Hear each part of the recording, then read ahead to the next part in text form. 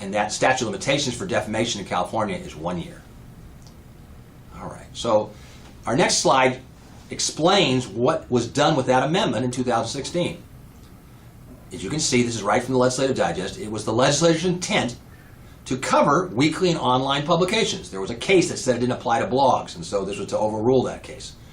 And they want to give the same protection to daily newspapers to other purveyors of news that come out at least once a week. So, since it doesn't say just newspapers, it would apply to a weekly news magazine. I think Time Magazine now gets covered.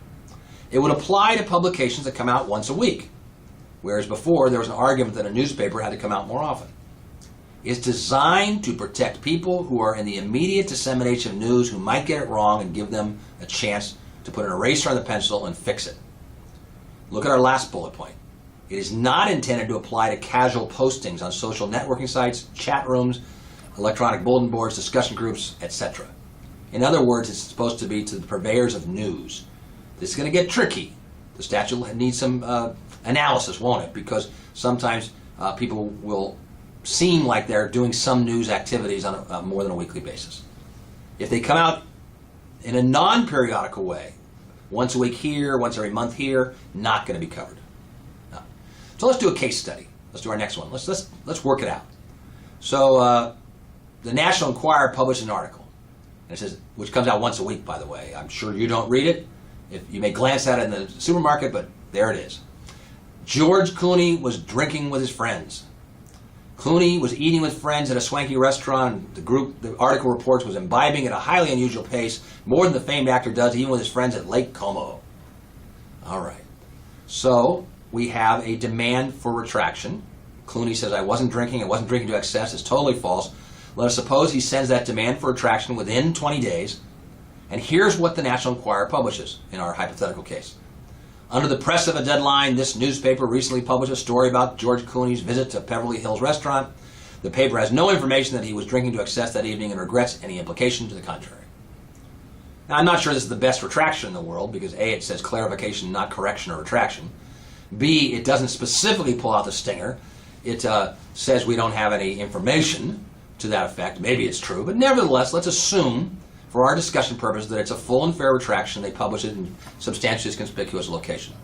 The question is, does the National Enquirer gain the advantage of the California retraction statute? Well, it's a tabloid. I don't know if it's really a newspaper. It does publish some limited news, not just about Martian's landing, but it does have a lot of entertainment news. It's gossipy, but it does have a lot of web news. It does come out once a week, and it has an awful lot of features. So the question is, we'll see from our next slide is, does the retraction statute apply to Clooney's claims for libel and invasion of privacy? Now, if the invasion of privacy claim is based on falsehoods, it doesn't matter how it's labeled. It'll still be covered by the statute. So here, if Clooney's, if the statute applies, then Clooney only gets special damages. If the statute does not apply, then Clooney can sue for special, general, and punitive damages. So that's the question. So, with that in mind, what's the answer?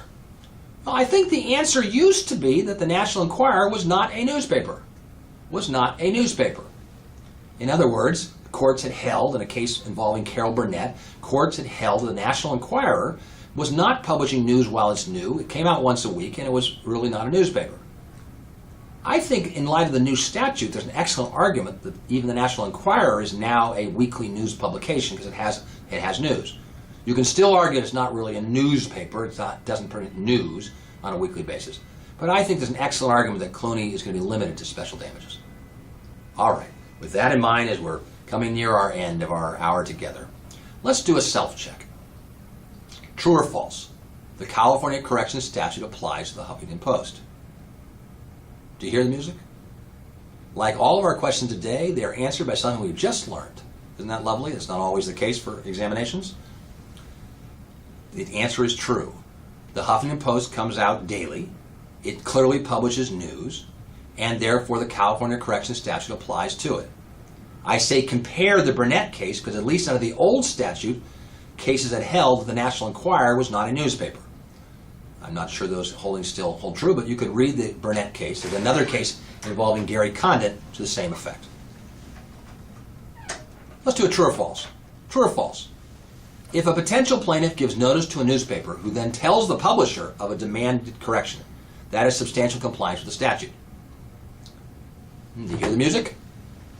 Well, I'm Alex Trebek. The answer to that one, as our next slide shows, is true. California Supreme Court held in the Freedom Newspapers case, set forth there on your slide, that substantial compliance with the purpose of the statute satisfies the statute.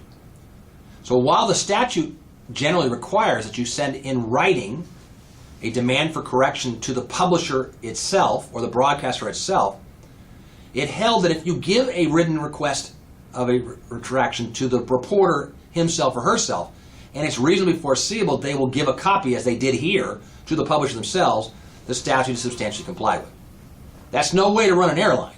The statute requires that you put it in writing to the publisher or the broadcaster themselves, but nevertheless, that's substantial compliance. Let's do another true-false. True or false?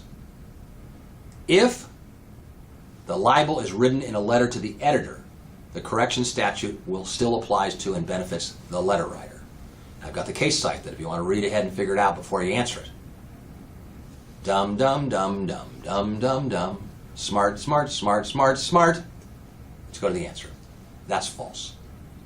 The California, the case we just had, the Field case from the California Supreme Court, held the statute applies to those who are in the news business itself. It would apply to the writer. It would apply to the reporter. It would apply to the editor. It would apply to the publication itself. It would apply to people who are actually formally connected, such as a stringer. But it would not apply to a letter to the editor or someone who's not so connected. Unless someone has a regular relationship, that is, they're employed or they're an independent contractor in such a way that they're regularly connected with the news entity, you don't get the benefit of the statute. So while the newspaper would have the benefit of the statute, the stringer, in this case the letter to the editor, who was not formally connected, would not have such benefit. All right. Muhammad Ali was on an airplane in the mid-1970s. He was a champion boxer of the world, a heavyweight champion. He was sitting in first class. The flight attendant came up to him and said, "Mr. Ali, we're about to take off. Could you please put on your seatbelt?" Ali turned to her and he said, "Superman don't need no seatbelt." The flight attendant turned to Ali and said, "Superman don't need an airplane. Please put on your seatbelt." You know, these pre-lawsuit notice requirements, these pre-lawsuit court order requirements, these requirements of exhaustion of remedies, the requirement of the retraction statute that you cannot recover certain major damage unless you do something, are very worth knowing because they so much affect the scope and viability of the claims that you bring. You need to wear a seatbelt in appropriate situations as a lawyer for your clients. These pre-lawsuit notice requirements, these pre-lawsuit court order requirements, exhaustion requirements, and following are worth knowing not only for my examination, but for the practice of law itself. So I'll see you in class. You'll see our next two slides. I have coming attractions for Thursday the 18th, the next time we're together. We'll be doing the Pavlovich case. Take a look at Calder versus Jones. I'll teach you personal jurisdiction in a day. And then on the 23rd, our next full class together, we'll do stand-up work. And if you flip your slide, you can see what we've got coming up for the 25th and the 30th. I can't wait. See you there.